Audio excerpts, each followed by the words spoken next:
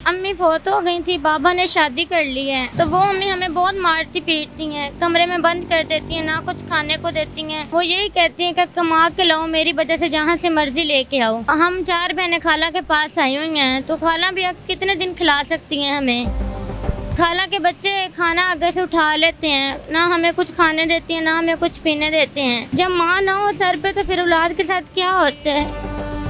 लोग आराम से आपको आके फूट दी जाती है पुलिस की? जी, कोई तो पाँव आगे कर देता है कि ये साफ करो। ये 50 रुपये रोजाना का 400-500 का क्या आता है। कभी खाना ले जाती हूँ, कभी नहीं लेके जाती।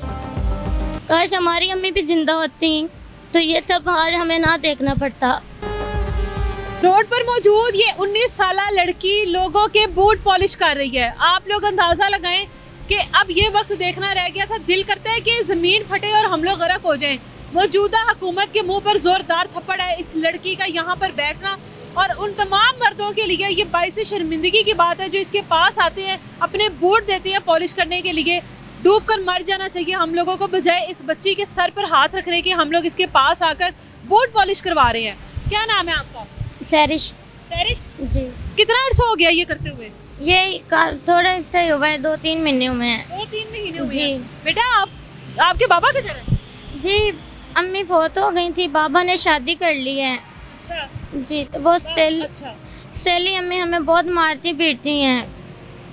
अम्मी फौत हो गई हैं, पापा ने दूसरी शादी की है और आपके ऊपर एक और अम्मी आपके लिए लेकर आए हैं। हाँ जी। अच्छा।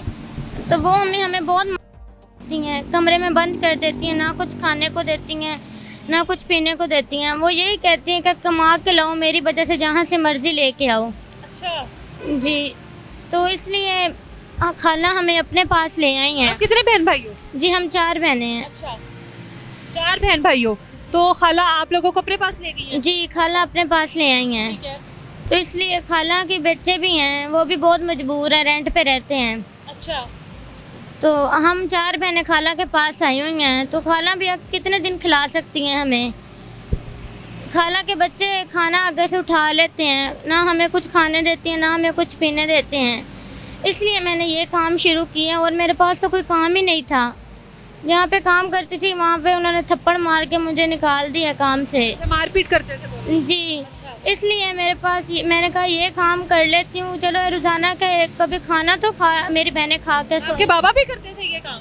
नहीं, बाबा नहीं करते। बाबा घर में किसी और को देखा ये काम करते हुए? जी नहीं, यही आइडिया आया कि मैं यही काम कर लूँ, और तो मेरे पास कोई काम ही नहीं है। हाँ। स्कूल गई हो कभी?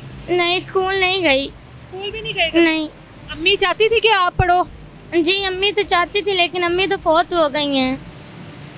जब माँ ना हो सर पे, तो फिर औलाद के साथ क्या होता है। औलाद सवार हो जाती है। जी, आज सही मैंने बात आंखों से है। देख लिया। जी, इसलिए मैं मेरी कह रही हूँ, मैं जूतियाँ साफ कर रही हूँ, रोजाना का 400-500 हो जाता है। कभी खाना ले जाती हूँ, कभी नहीं लेके जाती। एक कोई आता है आपके पास एक पेयर लेकर, उसके कितने पैसे लेती है? 50 रुपया बस? जी। मुझे तो उन मर्दों की समझ नहीं आ रही जो लोग आराम से आपको आके फूट दी जाती है पुलिस की। जी, कोई तो पाँव आगे कर देता है कि ये साफ करो।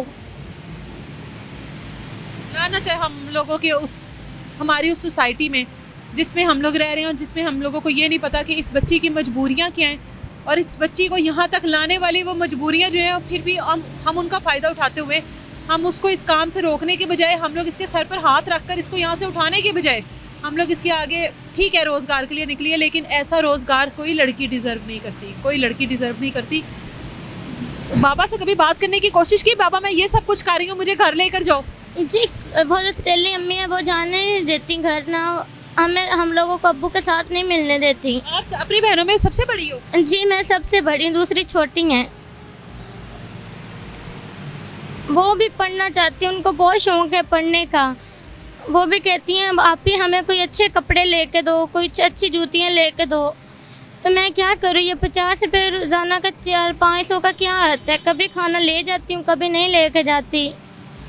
इसलिए कभी भूखे सो जाती हैं, कभी खा के सो जाती हैं। और कहता है कि एक सूट है हमारे पास जो हम पहनती हैं, वही धोती हैं, वही पहनती हैं। बहनें बहुत रोती हैं, जब खाला के बच्चे अच्छे कपड़े पहनती हैं तो हम लोग रोते हैं। हम क्या करें, काश हमारी अम्मी भी जिंदा होती तो ये सब आज हमें ना देखना पड़ता।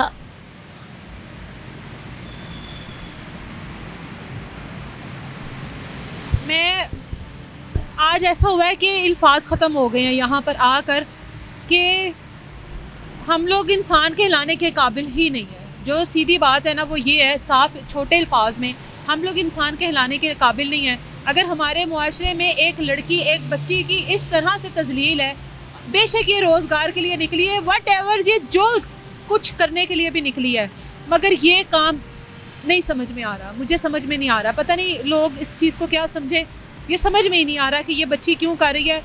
जब माएँ सर पर नहीं होती ना तो बेटियाँ इस तरह से ख्वार होती हैं। ये ज़िंदा मिसाल है हम लोगों के लिए। इससे पहले आज तक नहीं इस तरह की कोई चीज़ देखी गई, आज तक नहीं मैंने इस तरह की कोई चीज़ देखी।